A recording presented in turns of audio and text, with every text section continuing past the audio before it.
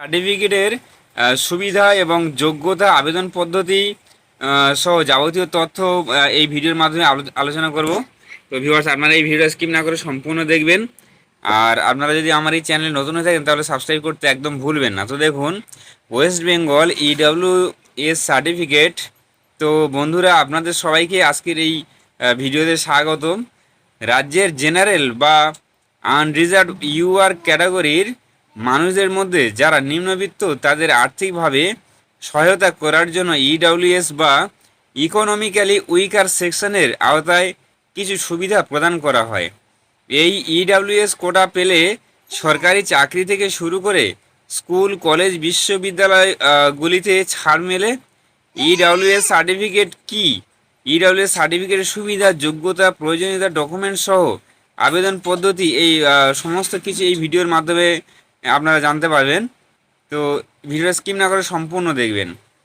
EWS এর পুরো নাম হলো ইকোনমিক্যালি উইকার সেকশন, যেটাকে শর্টে বলা হয় EWS, যার বাংলায় অর্থ হলো অর্থনৈতিকভাবে দুর্বল বিভাগ।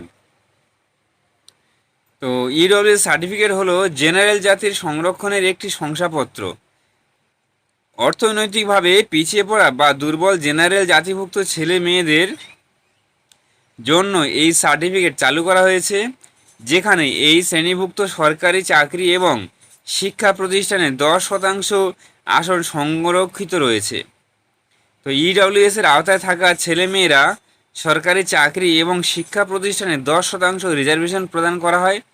EWS এর আওতায় থাকা আর্থিকভাবে দুর্বল ও মেধাবী ছাত্রছাত্রীদের আর্থিক সহায়তা ও স্কলারশিপ দেওয়া হয়ে থাকে। তো শুধুমাত্র সাধারণ শ্রেণীভুক্ত হতে হবে, SC, ST, OBC শ্রেণীর মানুষদের জন্য প্রযোজ্য নয়। অর্থাৎ এই EWS সার্টিফিকেট শুধুমাত্র যারা জেনারেল তাদের হবে, অর্থাৎ SC, ST, OBCর মধ্যে কারো হবে না। পরিবারের বাৎসরিক আয় অর্থাৎ বছরে 8 লক্ষ টাকার কম ইনকাম হতে হবে। শহরে আবাসিক ফ্ল্যাট যদি থাকে তাহলে 1000 বর্গফুটের কম হতে হবে, তার বেশি হলে হবে না। গ্রাম পঞ্চায়েত এলাকায় 200 বর্গফুটের কম হতে হবে। পরিবারের 5 একরের কম কৃষি জমি থাকতে হবে, তবেই হবে। এইগুলো যে term and condition EWS certificate হওয়ার জন্য। EWS সার্টিফিকেটের আবেদন করতে হবে অফলাইনের মাধ্যমে, অর্থাৎ অনলাইনে আবেদন হবে না। প্রথমে EWS এর আবেদন ফর্মটি এনেক্সার ডাউনলোড করে A4 পেপারে প্রিন্ট আউট বের করে নিতে হবে। এরপর আবেদনপত্রটি সঠিকভাবে পূরণ করতে হবে। পূরণ করা আবেদনপত্রের সঙ্গে প্রয়োজনীয় ডকুমেন্ট সংযুক্ত করতে হবে। এরপর নির্দিষ্ট ঠিকানায় জমা করতে হবে।